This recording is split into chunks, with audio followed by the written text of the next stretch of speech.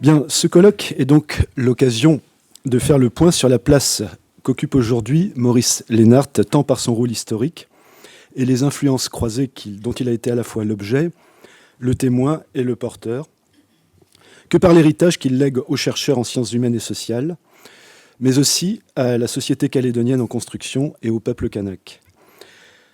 Cette manifestation est certes à caractère scientifique, mais cette remarque explique pourquoi nous avons souhaité l'ouvrir au plus grand nombre, au-delà du cercle des chercheurs. Elle n'en a pas moins toute sa place à l'Université de la Nouvelle-Calédonie. L'université est par essence un lieu de débat d'idées, de partage et de fabrication des savoirs, comme le symbolise la devise de l'UNC, bâtir, transmettre et rayonner. En outre, les sciences humaines et sociales qui en font partie ne peuvent rester insensibles au parcours de Maurice Lénart, acteur et témoin de son époque et des transformations engendrées par l'impact de l'entreprise coloniale et de l'évangélisation, à l'origine de problématiques à l'œuvre aujourd'hui. Cet héritage doit donc être exploré à l'aune des enjeux de ce début de XXIe siècle, non pas uniquement dans une perspective patrimoniale, mais aussi en tant qu'élément contribuant à alimenter les dynamiques à travers lesquelles le pays se forge aujourd'hui un destin commun. Du passé faisons table rase, disait la célèbre chanson d'Eugène Varlin, écrite après la chute de la Commune de Paris, dont nombre de protagonistes furent déportés en Nouvelle-Calédonie. Le président évoquait tout à l'heure la figure de Louise Michel. C'est au contraire, avec la pleine connaissance d'un passé exploré, reconnu et assumé, et d'une mémoire apaisée, que se créent les conditions d'un futur partagé. En ce sens, le patrimoine légué par Maurice Lénart est aussi d'importance, puisqu'il contribue à cette possibilité qui nous est offerte dans le présent qui est le nôtre, d'observer le passé en pensant à l'avenir. Les archives de la Nouvelle-Calédonie et celles de la bibliothèque de l'université nous offrent ainsi leur apport inestimable dans la construction de cette réflexion. Vous pourrez, si ce n'est déjà fait, voir quelques pièces significatives qui ont été mises à disposition de ce colloque par la bibliothèque. Et je tiens à remercier particulièrement Philippe Beignet et Marguerite Barret, ainsi que Louis Lagarde et Eddy Banaré, pour ce travail de sélection et de présentation qui vous est offert. Également, une partie des interventions que nous aurons durant ce colloque permettra de mieux saisir l'importance de ces archives vivantes et exploitables pour lesquelles nous envisageons évidemment de procéder par la suite à une numérisation de manière à ce que ces documents, ces archives puissent être mis au service de la collectivité universitaire. Je salue également tous les collègues qui se sont joints aux membres de l'équipe TROCA pour enrichir cette manifestation de leurs travaux, ainsi que ceux qui, en amont, ont contribué à l'élaboration de ces 3 demi-journées, les services techniques, administratifs, financiers, dont a parlé le président, en particulier le service de communication qui a fait un énorme travail pour faire en sorte que la présentation soit de qualité, mais aussi la DARED, la direction de l'appui à la recherche et à l'école doctorale, et bien évidemment tous les autres financiers, y compris la DEPIL. TROCA entend, bien entendu, faire en sorte que ce travail collectif donne lieu à des actes qui s'inscriront pleinement dans les missions du laboratoire émergent, telles que les ont validées les instances de notre université et le ministère de l'Enseignement supérieur, de la Recherche et de l'Innovation. L'équipe TROCA est, comme je l'ai dit, une équipe émergente de sciences humaines et sociales qui compte une douzaine de membres, auxquels il faut ajouter doctorants et membres associés. Ce colloque vient s'ajouter à ceux organisés l'année dernière et au début de cette année, l'un à l'UNC interrogeant le projet multiculturel calédonien, l'autre le 14 mars dernier à Wellington, avec l'équipe de sciences politiques de John Frankel sur la souveraineté, l'autonomie et le développement dans le Pacifique français. TROCA organise aussi régulièrement des séminaires ouverts au public, donc vous êtes cordialement invités si le cœur vous en dit. Et le prochain portera sur la monnaie kanak le mardi 5 novembre. Il sera animé par Patrice Gaudin. L'équipe publie aussi dans une collection SHS qui va voir le jour cette année, du nom de l'ANI, en Engon, le chemin des richesses, Et le prochain ouvrage, ou plutôt le premier ouvrage qui va paraître dans cette collection, c'est un ouvrage sur Julien de Sanary, le poète du bagne, qui sera publié par Louis Lagarde, Gwenaël Murphy, Eddie Banaré, avec la collaboration de Aurélia Rabat-Ben-Aïssa. Ceci illustre notre démarche pluridisciplinaire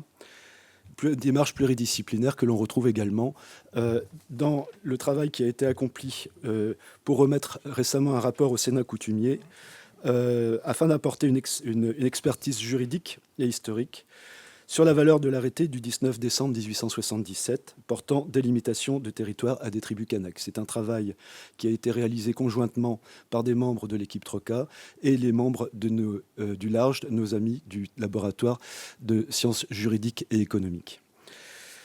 Donc, travail qui illustre la complémentarité et l'interdisciplinarité des équipes de l'UNC et le fait qu'elles sont au service de la Nouvelle-Calédonie et sont impliquées dans les questions qui intéressent celle-ci. Mais pour revenir à ce colloque qui nous intéresse aujourd'hui, n'étant pas spécialiste personnellement de Maurice Lénart, j'aurais mauvaise grâce et sans doute peu de légitimité à en évoquer plus avant la figure. Et je laisse à Patrice le soin de compléter ce propos liminaire. Je vous remercie de votre attention et souhaite à toutes et tous un excellent et fructueux colloque. Merci.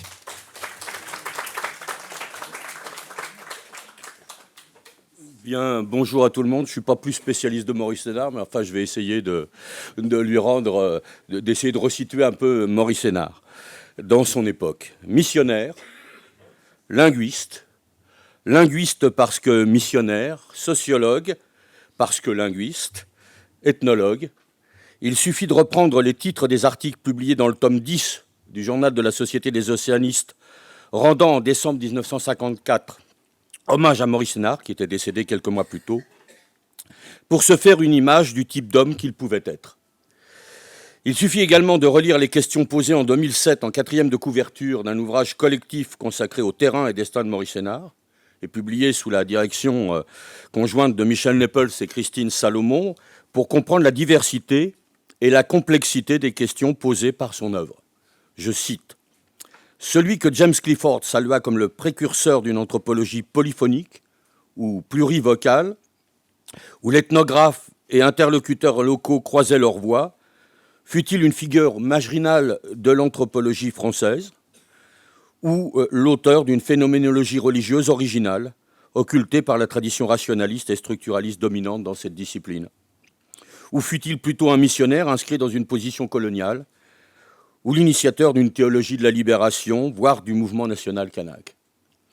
Il n'est pas certain que le présent colloque puisse répondre à ces questions de manière scientifiquement plus satisfaisante que les précédents articles, livres, conférences, colloques qui, depuis 1954, n'ont cessé de traiter de Maurice Lénart et de son œuvre, tant missionnaire qu'ethnologique et linguistique. Tout au plus pouvons-nous souhaiter qu'on y débatte sereinement de la place que continue d'occuper bon gré mal gré Maurice Lénart dans le champ des études en sciences humaines et sociales sur la Nouvelle-Calédonie. Maurice Lénart a été un acteur majeur de la vie et de l'histoire calédonienne entre 1903 et 1954, défenseur des Kanaks contre ce que d'aucuns appelleraient les excès de la colonisation, notamment les spoliations foncières et les exactions émanant tant des colons que de l'administration coloniale. Puis à partir des années 20, Maurice Lénart est aussi devenu une figure intellectuelle séminale, tant dans le pays qu'en France, puisque c'est avec lui que s'amorce vraiment la recherche scientifique, anthropologique et linguistique en Nouvelle-Calédonie. Plus encore qu'au bilan critique du parcours et de l'œuvre, ces deux dimensions de l'homme Lénart devraient nous inciter à prendre la mesure du chemin parcouru depuis sa mort. Ni la Nouvelle-Calédonie, ni l'Église protestante, ni la linguistique, ni l'ethnologie ne sont aujourd'hui les mêmes. Il y est peut-être un peu pour quelque chose aussi. Il y a là incontestablement donc matière à réflexion et à discussion pour les chercheurs aujourd'hui réunis dans le cadre de l'Université de la Nouvelle-Calédonie. Né en 1878 à Montauban, dans une famille protestante, son père était pasteur et géologue. Lénart devient à son tour pasteur après un mémoire de baccalauréat en théologie sur le mouvement éthiopien en Afrique du Sud de 1896 à 1899. C'est en 1903 qu'il part pour la Nouvelle-Calédonie, où il restera 25 ans. En 1909, nous dit le dictionnaire des ethnologues et anthropologues de Gérald Gaillard, il publie une première version de La Grande Terre aux éditions de la Société des missions évangéliques et ses deux premiers articles ethnographiques. En 1921, c'est par l'intermédiaire de son beau-père qu'il y a une première rencontre entre lui et Lucien Lévy-Bruhl, philosophe et ethnologue, avec lequel il ne cessera plus de dialoguer. En 1949, c'est Lénart qui publiera les carnets posthumes de Lévy-Bruhl avec une préface. En 1922, de retour sur la Nouvelle-Calédonie, il passe 18 mois en Afrique du Sud, où il conduit des investigations de sociologie religieuse. Et après 1926 et son retour en France, Lénart lance la revue Propos protestants et à partir de 1930, commence à publier les livres et articles qui feront sa réputation scientifique. 1930, les notes d'ethnologie calédonienne. 1932, documents néo-calédoniens. 1935, vocabulaire et grammaire de la langue waïlou. 1937, Jean de la Grande Terre. 1946, langues et dialectes de l'Austro-Mélanésie, fruit d'une enquête collective rendue possible par son travail missionnaire, puisqu'il recrute ses enquêteurs dans le réseau des pasteurs et catéchistes kanaks de l'Église protestante. Pour ce travail, Maurice Lénart est revenu en Nouvelle-Calédonie en 1938 et 1939, au titre de responsable d'un projet de recherche ethnographique et linguistique missionné par ce qui est alors le tout nouveau CNRS. Enfin, la même année, en 1947, ce sont Dokabo, la parole et le mythe en Mélanésie, et les arts de l'Océanie, qui concentrent l'essentiel de la pensée théorique de Maurice Lénart.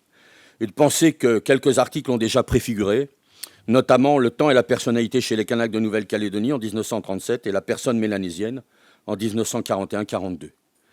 1947 est aussi l'année de lancement de la revue Le Monde non chrétien, à laquelle collaboreront tant des chercheurs en sciences sociales d'obédience protestante que de grandes figures de l'Église réformée. Je pense notamment à Massignon, Bastide, etc. Ça serait trop long d'énumérer tous les gens qui sont là. Chez Lénart, l'ethnologue n'a jamais effacé le missiologue. En 1938, il a consacré une monographie à Alfred Beunier, un autre pasteur et missiologue protestant qui fut directeur de la Société des missions évangéliques de Paris. Toutes ces publications s'inscrivent dans le contexte de la seconde vie de Lénart, liée à sa carrière académique. En 1935, avec le soutien de Marcel Mauss, il assure un cours complémentaire à la 5e section de l'École pratique des hautes études, dédiée aux sciences religieuses. Un enseignement qu'il assumera ensuite en totalité à la demande de Mauss lui-même pendant la Seconde Guerre mondiale du fait des lois antisémites de Vichy. Et ce, jusqu'en 1950, année où il aura pour successeur Claude Lévi-Strauss, ce qui est quand même assez impressionnant. Parallèlement, il devient en 1940 le directeur du département Océanie du Musée de l'Homme à Paris. En 1944, il préside à la mise en place des enseignements des langues océaniennes à l'école des langues orientales, l'INALCO, et assume lui-même l'enseignement de la langue de Waïlou, le Hadj. En 1948, il est nommé directeur de l'Institut français d'Océanie, qui dépend directement de l'Orstom, et passe à ce titre une année à Nouméa. C'est dans ce cadre qu'il mettra à pied à l'étrier un jeune ethnologue dont nous entendrons parler d'ici peu de temps, qui s'appelle Jean Guiard, qu'il a lui-même recruté, et Jean Guiard récemment décédé. Et c'est aussi dans ce contexte qu'il initiera un autre ethnologue du monde kanak, Pierre Métais, qui était un peu une sorte de concurrent de Jean Guiard. Et c'est intéressant d'ailleurs, on pourra peut-être évoquer ça. En 1948 également, il est membre de l'Académie des sciences coloniales, future Académie des sciences d'outre-mer. Et enfin, en 1951, il est le co-créateur du Comité international de l'Indo-Pacifique, une institution sans réel lendemain, mais dont le nom même et les objectifs ne sont pas sans résonance avec certaines préoccupations très actuelles, si vous suivez l'actualité politique dans le Pacifique, c'est intéressant. En 1954, Lénart est fait officier de la Légion d'honneur, peu de temps avant ou après sa mort, je n'ai pas réussi à le savoir exactement, puisqu'il est mort en janvier, le 26 janvier très exactement 1954, c'était il y a 65 ans. Un temps qu'on peut espérer raisonnablement long pour que nous soyons à même de parler de Maurice Lénart avec une certaine distance, tout à la fois critique et dépassionné. Mais est-ce possible au sujet d'un homme qui était fait d'engagements multiples? C'est une question qui se pose, en tout cas, le présent colloque nous le dira. Merci de votre attention.